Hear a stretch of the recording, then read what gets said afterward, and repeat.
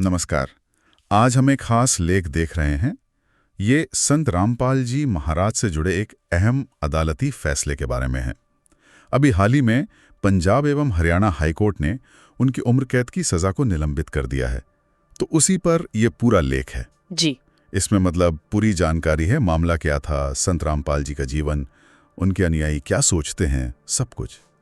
तो चलिए इस जानकारी को थोड़ा खोलते हैं, देखते हैं इसमें क्या क्या है। हमारा मकसद रहेगा कि कोर्ट के फैसले का आधार समझें, ये पूरा मामला क्या था, उनकी शिक्षाएं क्या हैं और आखिर में अनुयायी इसे कैसे देखते हैं। हाँ बिल्कुल। तो शुरुआत करते हैं एकदम ताज़ा खबर से, जो इस लेख का मेन पॉइंट है। अभी पंजाब एवं हरियाणा हाईकोर्ट की एक डिवीजन बेंच ने इसमें जस्टिस गुरविंदर सिंह गिल और जस्टिस दीपिंदर सिंह नलवा थे, उन्होंने संत रामपाल जी महाराज की उम्र कैद की सजा सस्पेंड कर दी है। सस्पेंड कर दी है? हाँ, निलंबित। ये सजा उन्हें 2014 के केस में मिली थी। अच्छा, ये वही 2014 वाला मामला है जो हरियाणा के बरवाला में सतलोक आश्रम वाला था, जिसमें एक महिला अनुयायी की दुखद मृत्यु हुई थी। ये लेख यही कहता है? जी हाँ, बिल्कुल वही मामला। लेख के हिसाब से अदालत ने ये सजा सस्पेंड करने के पीछे कई मुख्य कारण दिए हैं। पहला तो संत रामपाल जी की उम्र अब वो 74 साल के हैं। दूसरा, वो करीब 10 साल और 27 दिन जेल में बिता चुके हैं। 10 साल से ज्यादा? हाँ। तीसरा, जो मेडिकल एविडेंस पेश किया गया था उस पर कोर्ट को लगता है कि गंभीर बहस की गुंजाइश है। और चौथा, जो लेख में काफ़ी अहम बताया गया है, वो ये कि मृतका के परिवार ने, मतलब उनके पति और सास ने, उन्होंने प्रोसिक्यूशन की कहानी का समर्थन नहीं किया अदालत में। अच्छा, मतलब परिवार ने ही प्रोसिक्यूशन का साथ नहीं दिया? जी, ये तो बहुत बड़ी बात है। लेकिन यही इशारा कर रहा है कि कोर्ट ने इन बातों को, खासकर परिवार के बयान को, काफी वजन दिया। तो अगर उन्हें रिहा किया जाता है तो क्या शर्तें वगैरह बताई हैं लेख में? लेख में लिखा है कि कोर्ट के ऑर्डर के मुताबिक उन्हें जमानत देनी होगी, श्योरिटी बॉन्ड भरने होंगे और फिर जो कंसर्न मैजिस्ट्रेट है उनकी संतुष्टि के बाद उन्हें रिहा किया जा सकता है। लेकिन हाँ, एक शर्त है कि वो किसी और केस में वांटेड ना हो। ठीक है, ये तो हो गई अभी के फैसले की बात, जैसा इस लेख में है। अब थोड़ा पीछे चलते हैं जी। 2018 में जब ये सजा सुनाई गई थी, वो फैसला क्या था? लेख उसके बारे में क्या बताता है? कौन सी धाराएं थी? हाँ, तो लेख के अनुसार 2018 में हिसार की सेशन कोर्ट ने उन्हें दोषी पाया था। आईपीसी की कई धाराएं थीं।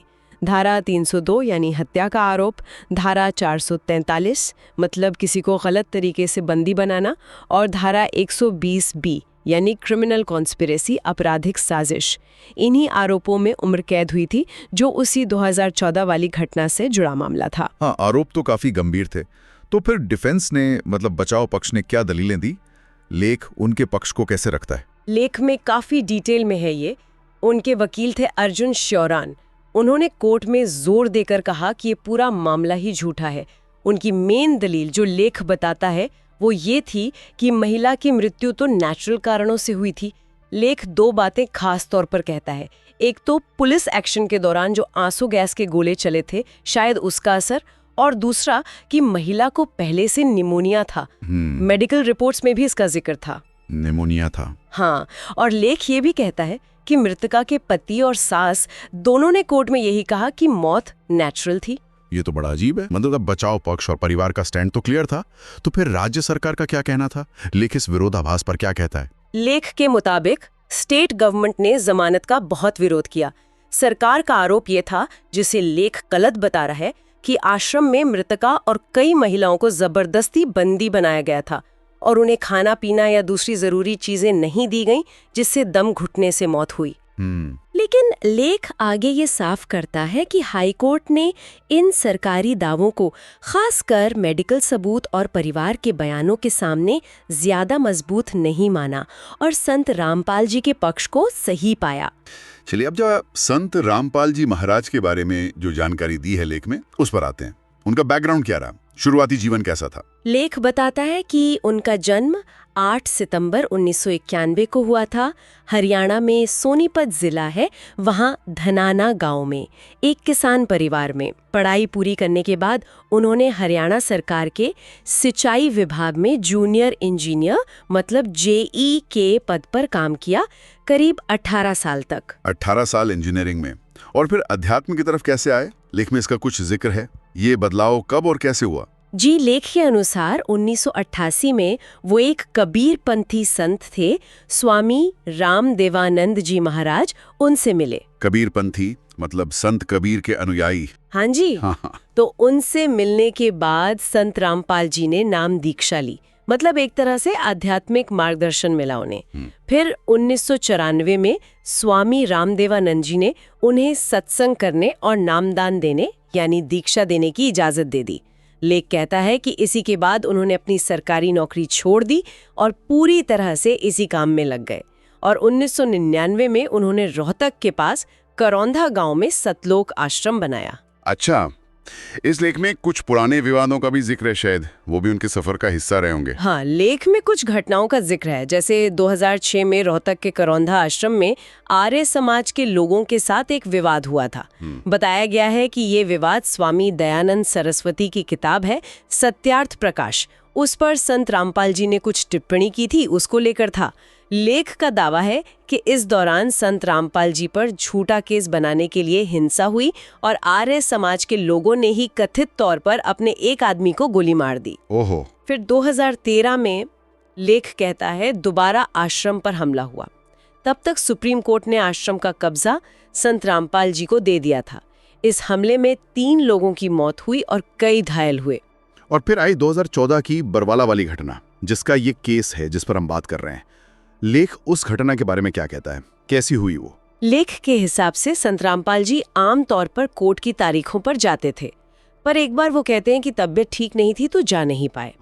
उसके बाद उनके खिलाफ नॉन बेलेबल वारंट जारी हो गया, जिसे लेख झूठा बताता है। उसी वारंट के बेस पर पुलिस ने आश्रम पर कार्रवाई की। लेख कहता है कि इस कार्रवाई में काफी बल प्रयोग हुआ और आश्रम की बिजली, पानी जैसी सप्लाई काट दी गई बाहर से। इसी अफरा तफरी और मुश्किल हालात में दुखद रूप से 6 लोगों की जान चली गई। 5 महिलाएं थीं और एक बच्चा। 6 लोग, बहुत दुखद। हाँ, इसी घटना के बाद संत रामपाल जी महाराज को गिरफ्तार किया गया और उन पर हत्या, देशद्रोह, अवैध हथियार रखने जैसे कई गंभीर आरोप लगे। लेकिन इन सभी आरोपों को बेबुनियाद कहता है कि कोई ठोस सबूत नहीं मिला इनके समर्थन में। क्या लेख में ये भी बताया गया है कि उन्हें किसी मामले में बरी भी किया गया हो? हाँ, लेख में है 2017 में उन्हें हिसार कोर्ट ने कुछ मामलों में बरी किया था, जैसे सरकारी काम में बाधा डालना, लोगों को बंधक बनाना वगैरह। और फिर 2022 में हिसार कोर्ट ने ही उन्हें और उनके 24 अनुयायियों को वो जो 2006 वाला करौंधा आश्रम विवाद था उसमें भी बरी कर दिया। तो घूम फिर कर वापस आते हैं हाई कोर्ट के इस ताज़ा फैसले पर। लेख इस फैसले का क्या महत्व बता रहा है? लेख इसे संत रामपाल जी महाराज के लिए एक बहुत अहम कानूनी पड़ाव मान रहा है। ये फैसला लेख के नज़रिए से डिफेंस की उस बात को मजबूती देता है कि मौत प्राकृतिक कारणों से हुई या शायद पुलिस एक्शन में इस्तेमाल हुई आंसू गैस वगैरह से। लेख इस बात पर भी जोर दे रहा है कि कोर्ट ने मेडिकल सबूतों की बारीकी से जांच की और खासकर मृतका के अपने परिवार के बयान को महत्व दिया। ये काफ़ी अहम है। और उनके अनुयायियों के लिए तो, जैसा लेख कहता है, ये सत्य और न्याय की जीत जैसा है। हाँ, अनुयायियों के लिए तो ये बहुत बड़ी राहत की बात होगी।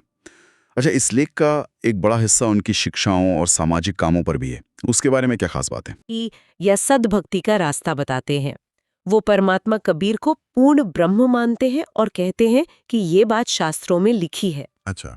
लेख में बताया गया है कि वो 3 स्टेज वाली नाम दीक्षा देते हैं और दावा है कि इससे भक्तों को पूरा मोक्ष मिलता है। साथ ही शारीरिक, मानसिक स्वास्थ्य लाभ होते हैं और यहाँ तक कि गंभीर और लाइलाज बीमारियां भी ठीक हो सकती हैं। उनकी 2 किताबें हैं, ज्ञान गंगा और जीने की राह। उनका भी जिक्र है। कहा गया है कि ये लाखों लोगों को प्रेरणा दे रही हैं। शिक्षाओं के अलावा सामाजिक कामों का भी जिक्र है। कौन कौन से काम गिनाए गए हैं लेख में? हाँ, कई सारे सामाजिक काम बताए। पहला है नशा मुक्ति। लेख कहता है कि उनके अनुयायी बनने के बाद लोग शराब, तंबाकू, बीड़ी, सिगरेट, अफीम, गांजा, मांस खाना, जुआ खेलना, ये सब पूरी तरह छोड़ देते हैं। सब कुछ? हाँ, लेख का यही दावा है और कहता है कि इससे समाज में क्राइम कम होता है, लाखों परिवारों में शांति आई है। दूसरा है समाज सुधार, जैसे दहेज प्रथा का विरोध। उनके अनुयायी बिना लेन देन के सादी शादी करते हैं। साथ ही भ्रूण हत्या, जातिवाद, धार्मिक पाखंड, इन सब सामाजिक बुराइयों के खिलाफ भी वो आवाज उठाते हैं।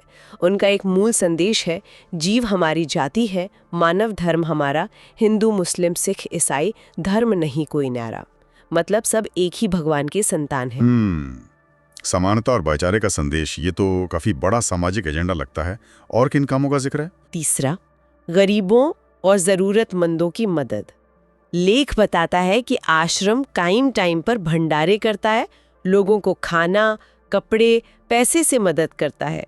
इसी में एक अन्नपूर्णा मुहिम का जिक्र है, जिसके तहत रोज गरीब, बेघर, लाचार लोगों को मुफ्त, साफ और पौष्टिक खाना खिलाने का दावा है। अन्नपूर्णा मुहिम? जी। चौथा है स्वास्थ्य सेवाएं। लेख के अनुसार उनके अनुयायी रेगुलर ब्लड डोनेशन कैंप लगाते हैं और लाखों यूनिट ब्लड डोनेट कर चुके हैं। Health checkup camp, awareness camp भी होते हैं। और ये भी कहा गया है कि संत रामपाल जी की प्रेरणा से हजारों अनुयायियों ने मरने के बाद देहदान का संकल्प लिया है। देहदान का संकल्प भी? और अगर कोई बाढ़ या भूकंप जैसी आपदा आ जाए तब, हाँ, उसका भी जिक्र है कि प्राकृतिक आपदाओं और महामारी के टाइम पर उनकी निस्वार्थ सेवा होती है, चाहे बाढ़ हो, तूफान, भूकंप या जैसे अभी कोविड आया था। लेख बताता है कि आश्रम के वॉलंटियर प्रभावित इलाकों में पहुंचकर राहत का सामान, खाना, दवाइयाँ, रहने की जगह, ऑक्सीजन सिलेंडर वगैरह का इंतजाम करते हैं। और आखिर में पर्यावरण बचाने के लिए भी प्रेरणा देने की बात कही गई है, जैसे पेड़ लगाना, पानी बचाना, साफ सफाई रखना। काफी लंबी लिस्ट है ये तो। रक्तदान, अन्नपूर्णा मुहिम, आपदा राहत। लेख इसे उनके प्रभाव का सबूत मानता है ना? जी बिल्कुल। अब आते हैं अनुयायियों की प्रतिक्रिया पर। इस हालिया फैसले पर उनका क्या कहना है, जैसा लेख में बताया गया है? जैसा मैंने पहले भी कहा, लेख के मुताबिक वो इसे सत्य और न्याय की जीत मान रहे हैं। उनका पक्का विश्वास है, लेख यही कहता है कि संत रामपाल जी को गलत फंसाया गया था और ये फैसला उनके तत्वज्ञान और सच्ची भक्ति के रास्ते की सच्चाई को और मजबूत करता है। लेख ये भी कहता है कि अनुयायी उन्हें परमात्मा का भेजा हुआ अवतार मानते हैं। वो अपनी जिंदगी में हुए चमत्कारों का उदाहरण देते हैं, जैसे गंभीर बीमारियां ठीक हो गईं, नशे छूट गए, घर के झगड़े खत्म हो गए। वो कहते हैं कि जहां साइंस और दुनिया के सारे तरीके फेल हो गए, वहां संत रामपाल जी की दी हुई सच्ची भक्ति और शास्त्रों पर आधारित ज्ञान ने उनकी मदद की। अच्छा। एक और बात जो ये लेख बताता है वो ये कि वो इतने सालों से जेल में है, फिर भी उनके 13 आश्रम दुनिया भर में चल रहे हैं और लाखों नए लोग उनसे लगातार जुड़ रहे हैं, जो उनके बताए रास्ते पर चलकर भक्ति और ज्ञान का फायदा ले रहे हैं। लेख इसे उनके ज्ञान की ताकत और सच्चाई का सबूत मानता है। यानी जेल में होने के बावजूद अनुयायी बढ़ रहे हैं? जी, अनुयायियों का मानना है कि ये जो कोर्ट का ताज़ा फैसला है, ये उनके मिशन को, मतलब समाज से बुराइयां खत्म करना और सच्ची भक्ति फैलाना, इसको और तेजी और मजबूती देगा। लेख के आखिर में कुछ FAQs, मतलब अक्सर पूछे जाने वाले सवाल भी दिए हैं शायद।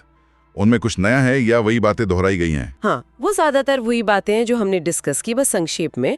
जैसे सवाल है कि संत रामपाल जी को राहत क्यों मिली? जवाब, लेख के अनुसार मेडिकल सबूत जिसमें मौत का कारण निमोनिया बताया और उनकी उम्र के आधार पर सजा सस्पेंड हुई। ठीक है। फिर सवाल, क्या सजा खत्म हो गई? जवाब, नहीं, सजा खत्म नहीं हुई, सिर्फ सस्पेंड हुई है। मेन अपील पर सुनवाई चलती रहेगी। सिर्फ सस्पेंड हुई है, खत्म नहीं? बिल्कुल। फिर सवाल, इस रिहाई का अगर होती है तो क्या मतलब है? जवाब, लेख के अनुसार ये एक टेम्परेरी राहत है। ये दिखाता है कि केस की गहराई से जांच जरूरी है और आखिर में सच की जीत होगी। इसके अलावा उनके सामाजिक काम, नशा मुक्ति, ब्लड डोनेशन, मुफ्त खाना वगैरह और उनकी आध्यात्मिक क्षमता, शास्त्रों के अनुसार सही ज्ञान देकर मोक्ष का रास्ता दिखाना, जैसा लेख दावा करता है, का फिर से जिक्र है। तो आज हमने इस पूरे लेख के आधार पर संत रामपाल जी महाराज की सजा के सस्पेंशन वाले हाईकोर्ट के फैसले को समझा। हमने देखा कि ये लेख कैसे बताता है कि कोर्ट ने उनकी उम्र, जेल में बिताया समय, मेडिकल सबूतों पर सवाल और खास तौर पर पीड़ित परिवार के बयानों को अहम माना। हमने लेख के हिसाब से मामले का बैकग्राउंड, उनका जीवन, उनकी शिक्षाएं, उनके सामाजिक काम और उनके फॉलोअर्स का नजरिया भी जाना। जी बिल्कुल। और हमने ये भी देखा कि लेख उनके आध्यात्मिक और सामाजिक कामों की कितनी लंबी लिस्ट देता है, नशा मुक्ति से लेकर आपदा राहत तक, और ये भी कि उनके अनुयायियों का विश्वास उनमें कितना गहरा है, जो लेख के अनुसार उनके जेल में होने के बावजूद कम नहीं हुआ बल्कि बढ़ा है। ये पूरा मामला जैसा इस लेख में दिखाया गया है वाकई कई परतें खोलता है। लेख तो इसे साफ तौर पे सत्य की जीत की तरह देख रहा है। हाँ। और कानूनी मुश्किलों के बाद भी आध्यात्मिक और सामाजिक काम जारी रहने पर जोर दे रहा है। यहाँ एक सवाल जरूर उठता है जिसे शायद ये लेख भी छूता है। जब कानून की प्रक्रियाएं, लोगों का गहरा आध्यात्मिक विश्वास और समाज की धारणाएं इस तरह से आमने सामने आती हैं, तो आज के समाज में आस्था और न्याय के बीच का जो ये पेचीदा रिश्ता है वो हमें क्या सोचने पर मजबूर करता है? हाँ, ये एक अहम सवाल है, और जो लोग इस विषय में और जानना चाहें उनके लिए लेख कुछ वेबसाइट्स और सोशल मीडिया लिंक्स भी देता है। वेबसाइट है www.jagatgururampalji.org, यूट्यूब चैनल है Sant Rampal ji Maharaj, Facebook page spiritual leader saint Rampal ji, और एक्स जो पहले ट्विटर था हैंडल है @SaintRampaljiM। इस जानकारी भरे विश्लेषण के लिए बहुत बहुत धन्यवाद। ये वाकई एक जटिल विषय है और इस लेख ने हमें एक खास नजरिया जरूर दिया है।